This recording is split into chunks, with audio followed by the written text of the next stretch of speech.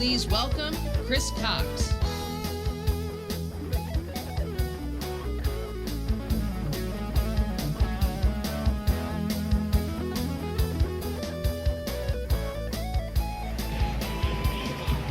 Hey, Ralph Hallow. How's everybody doing? Everybody having a good time? Let me ask you a question. How many of you came to CPAC last year?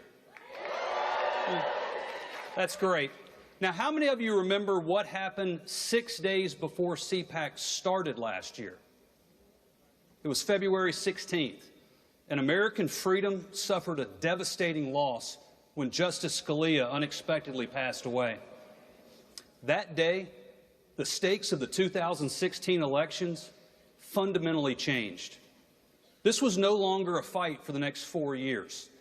This was going to be a fight for the next 40 years. As you all remember, the Republican primary was still, let's just say, interesting. But we knew Hillary Clinton was either going to win or steal the Democrat nomination. And we knew exactly what Hillary's Supreme Court would look like. For those of us who support the Second Amendment, we knew our gun rights would be gone. Our right to keep and bear arms survived the Supreme Court by just one vote, and he had just passed away. Think about that. The court said we have a right to keep a gun in our homes to protect ourselves if, God forbid, some criminal breaks in and wants to murder us. That's it. That's all they said. But Hillary's view? She said it was a terrible decision, that the Supreme Court was wrong on the Second Amendment. So we decided that freedom could not afford for us to wait. The NRA hasn't backed down from a fight in 146 years, and we sure as hell weren't scared of Hillary Clinton.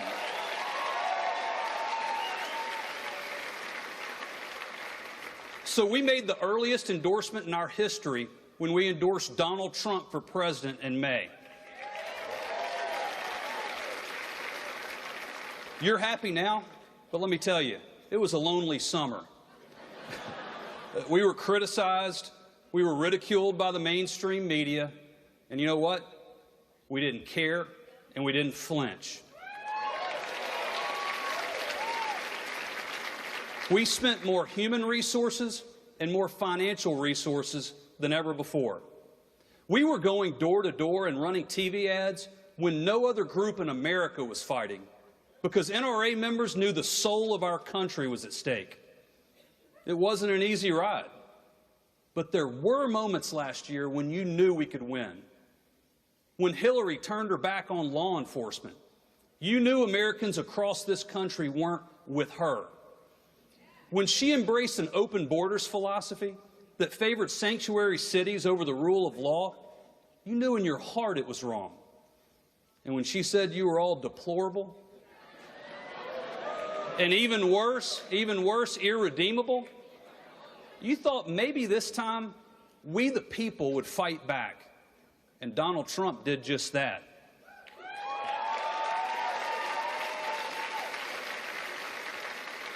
Sanctuary cities? No thanks. I'll take a wall.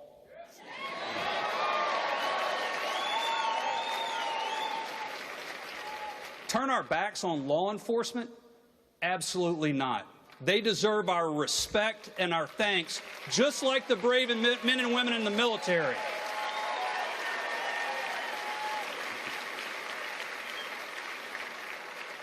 And while CNN serenaded Hillary Clinton, Donald Trump's fingers got to talking on Twitter. But for all the moments when you felt like we had a chance, you know what that moment was for me? When I knew we could win? The moment Donald Trump picked Mike Pence to serve as his running mate.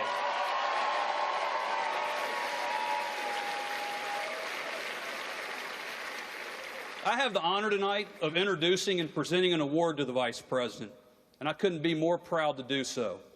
The Charlton Heston Courage Under Fire Award is the highest award presented at CPAC. It's not presented annually. It's only given when a worthy recipient is a parent. It is designated to recognize individuals who have demonstrated courage, strength of character, and backbone in defending conservative values and principles. The award is a flintlock rifle. It's what the mainstream media calls a high-powered weapon of war, so we left it out back. But in reality, it represents the strength of American freedom, and so does this year's award winner. Throughout his life, Mike Pence has stood on faith and stood on principle. He remains grateful for the grace of God, the love and support of his family, and the blessings of liberty that are every American's birthright. That sums up the man, and I can't think of a better recipient of this award. Ladies and gentlemen, the 48th Vice President of the United States and his wife, Karen, Mike Pence.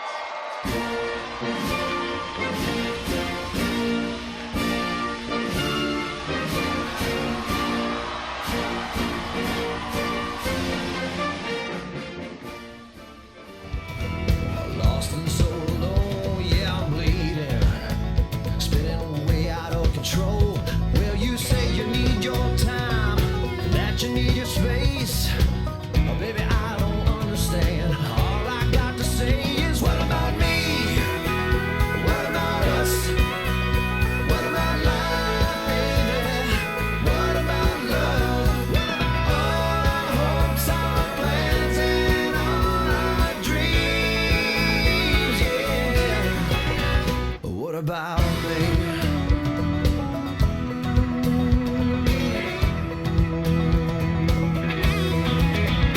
Yeah, I'm drinking.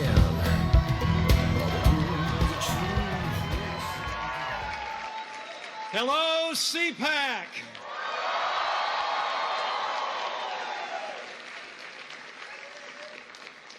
It is great to be back at the premier gathering of conservatives in the United States of America.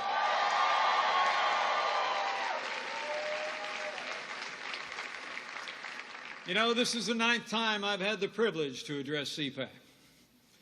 Thanks to all of you and the confidence of our new president, this is the first time I'm here as Vice President of the United States of America.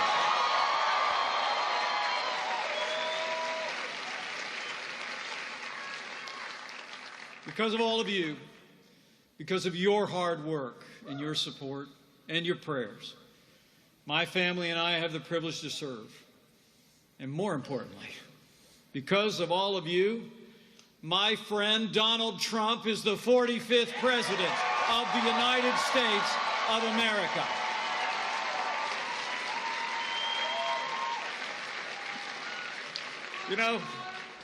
You know, the President and I have become good friends. It's the greatest privilege of my life to be Vice President to a leader of such conviction, vision, and courage. Now, some people have remarked that we're a little bit different. You know, I'm a small-town guy. He's big city. I'm Midwest. He's Manhattan Island. He's known for his bigger-than-life personality, his charm, and his charisma, and I'm like, not.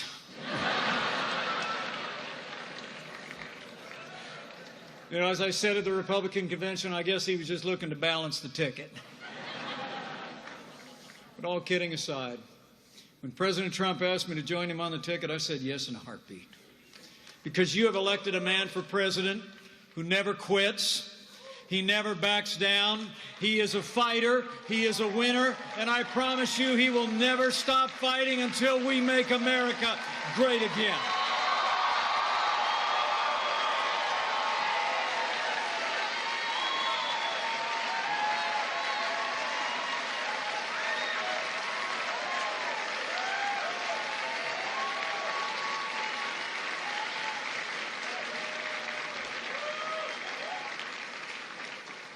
You know, from the outset, our president reminded me of somebody else, a man who inspired me to actually join the cause of conservatism nearly 40 years ago, President Ronald Reagan.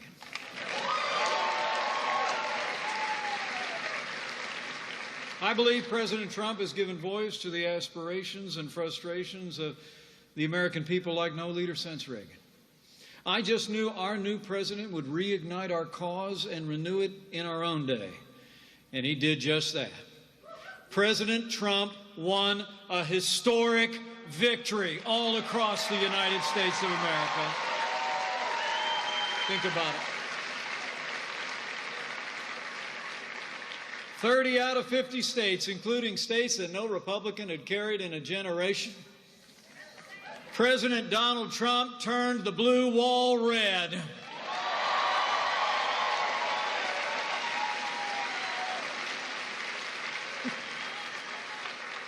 And you know what? The establishment never saw it coming.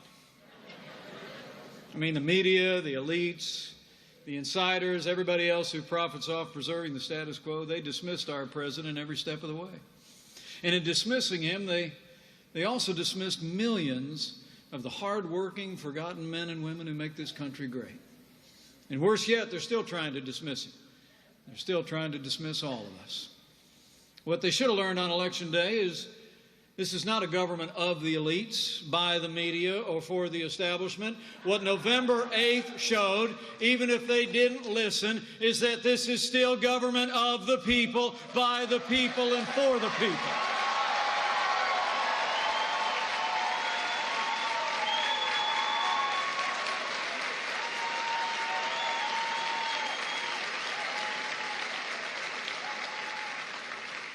And last November, the American people rose up. It demanded a safer America, a more prosperous America, and a great America again. That's why the American people elected Donald Trump as President of the United States of America, and President Donald Trump is already delivering for the American people.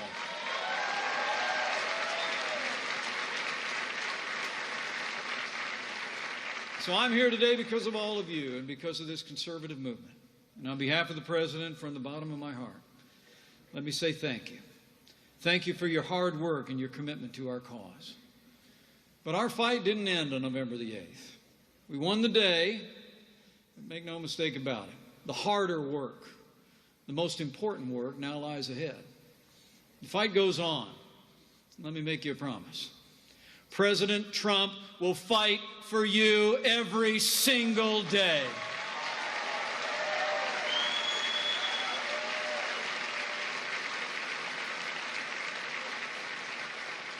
President Trump is a man of his word, and we're keeping the promises he made to the American people. Over at the White House, I like to say we're in the promise-keeping business these days. You know, when President Trump asked me to chair the transition, he looked at me and just said, "Mike, just get me the best." And how about that, Attorney General Jeff Sessions?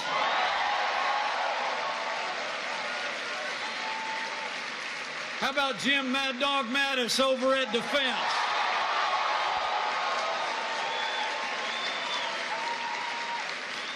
How about Dr. Ben Carson at Housing and Urban Development?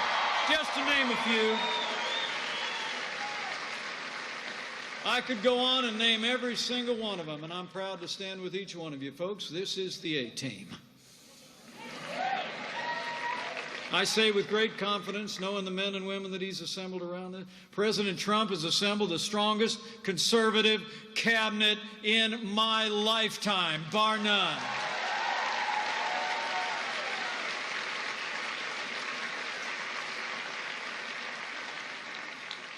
With this team, we as conservatives have an opportunity that only comes around every few generations, or maybe just once in a lifetime. And my friends, this is our time.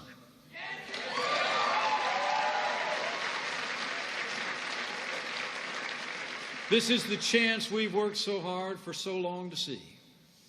This is a time to prove again that our answers are the right answers for America. A strong military, more jobs, less taxes, respect for the Constitution and the values that have made America great, and a deep and abiding faith in the goodness of the American people.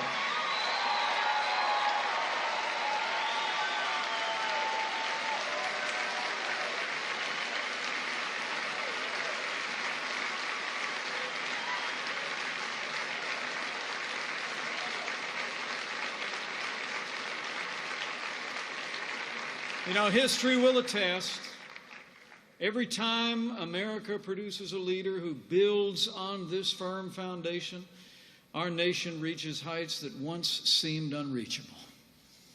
And let me assure you, President Donald Trump is such a leader. And under his leadership, we are making America great again.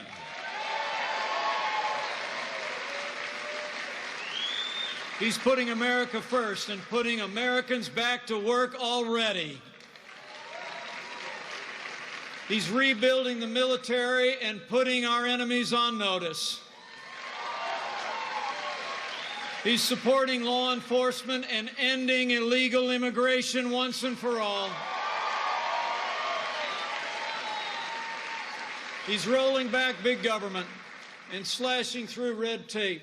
He's upholding the Constitution, restoring the culture of life, and President Donald Trump is leading the fight to repeal and replace Obamacare.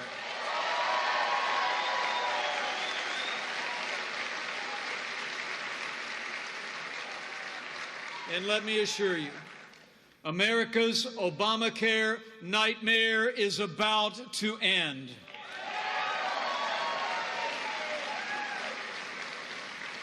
You know, despite the best efforts of liberal activists at town halls around the country, the American people know better. Obamacare has failed, and Obamacare must go. This failed law is crippling the American economy and crushing the American people. Talk about your fake news, folks. Just look at all the promises liberals made about Obamacare. Remember, they told us the cost of insurance would go down. They told us if you like your doctor, you can keep him. They told us if you like your health plan, you can keep it. And now we all know the truth. Today, Americans are paying $3,000 more a year on average for their health insurance. Last year, premiums skyrocketed by a stunning 25%. Millions have lost their plans and lost their doctors. Higher costs, fewer choices, worse care. That's Obamacare. And if that weren't bad enough, Obamacare is also a job killer, and everybody in America knows it. Well, we're about to change all that by repealing Obamacare once and for all, eliminating its mandates, its taxes, and its intrusion into your business and into your lives. And best of all, with President Trump's leadership, Obamacare is going to be replaced with something that actually works. Something that's built on freedom and individual responsibility. President Trump and I want every American to have access to quality and affordable health insurance, which is why we're designing a better law that lowers the cost of health insurance without growing the size of government. We're going to let Americans purchase health insurance across state lines, the way you buy your life insurance, the way you buy your car insurance.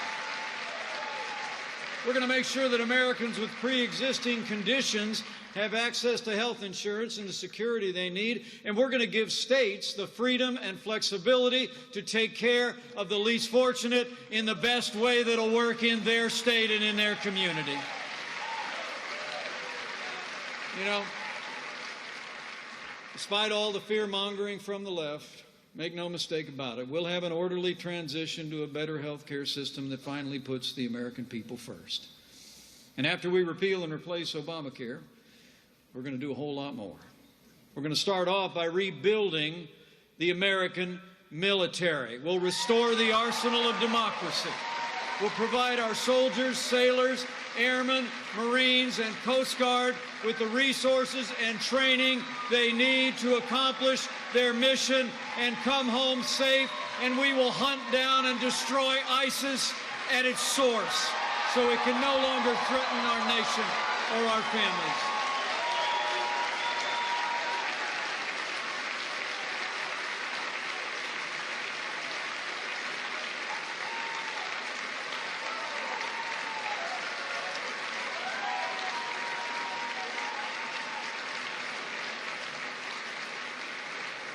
And we're going to get this economy moving again by cutting taxes for working families, small businesses, and family farms. We're going to keep rolling back job-killing regulations, and we're going to rescind unconstitutional executive orders signed by Barack Obama.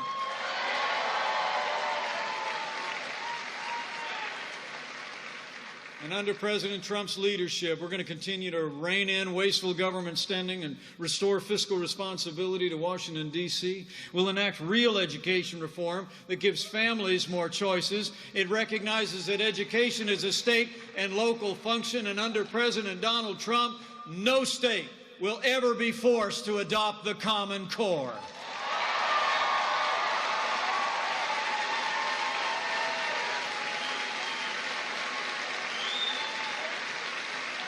You know, I'm proud to stand with a president who's doing all of this and more. And I'm proud to stand with a president who stands with our most cherished ally, the Jewish state of Israel.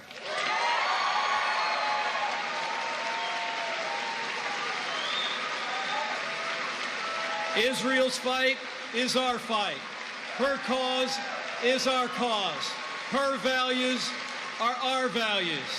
And under President Trump, America will stand with Israel.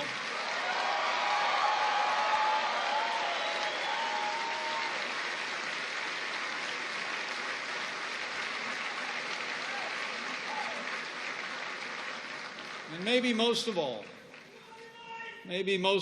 I'm grateful and honored to serve with a president who will uphold our Constitution and the sanctity of human life.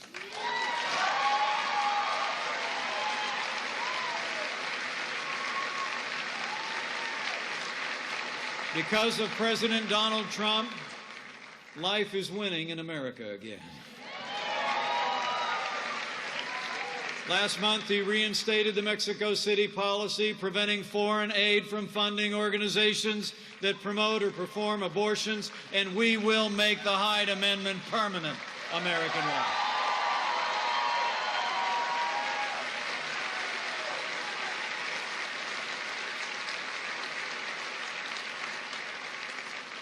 And when it comes to the highest court in the land, in Judge Neil Gorsuch, President Trump kept his word to nominate a new justice to the Supreme Court who will uphold our Constitution and all the God-given liberties enshrined in it in the tradition of the late and great Justice Antonin Scalia.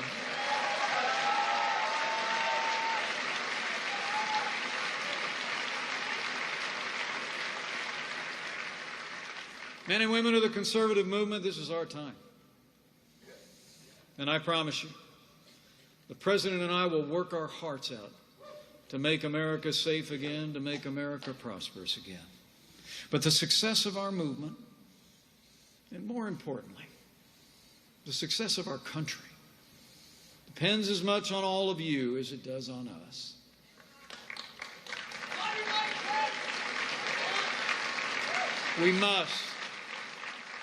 We must, all of us, rise to the challenge before us, tomorrow and every day thereafter.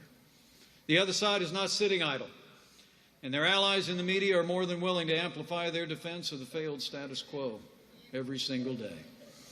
Now more than ever, as we did before when this movement won back the Congress in 2010 and won back the White House in 2016, we got to do what we did before. We got to mobilize. We got to march forward as if it's the most important time in the history of our movement, because it is.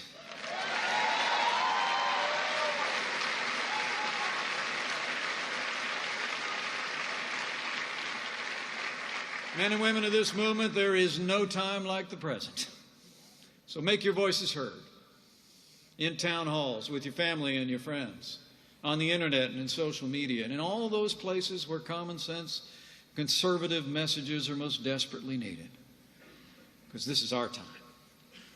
From this day forward, to make America great again, President Trump and I need every ounce of your energy and enthusiasm, your conviction, your courage, your passion. And we need one more thing, if you're inclined. We need your prayers.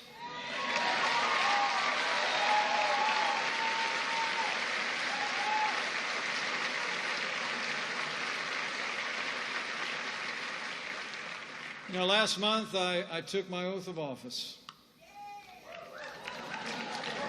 administered by the great Justice Clarence Thomas.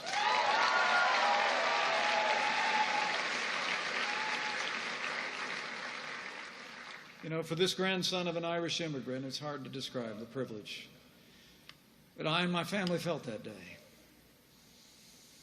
I put my left hand on a Bible that was actually used by the 40th President of the United States back in January of 1981.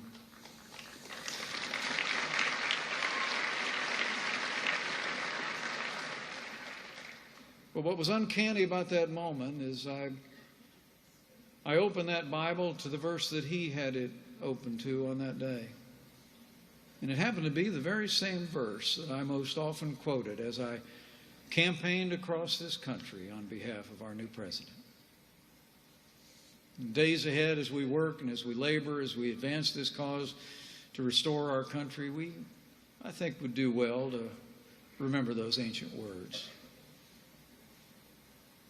But if his people, who are called by his name, will humble themselves and pray, he'll do like he's always done. He'll hear from heaven, and he'll heal this land, this one nation, under God, indivisible, with liberty and justice for all.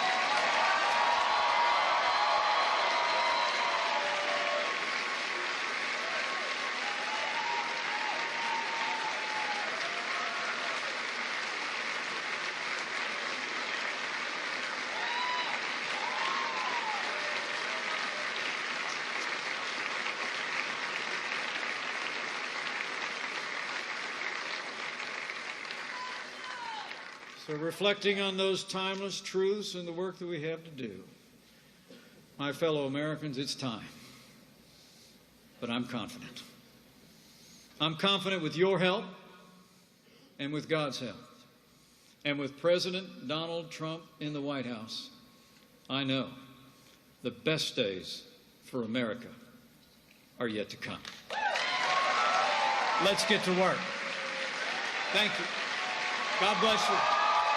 God bless you.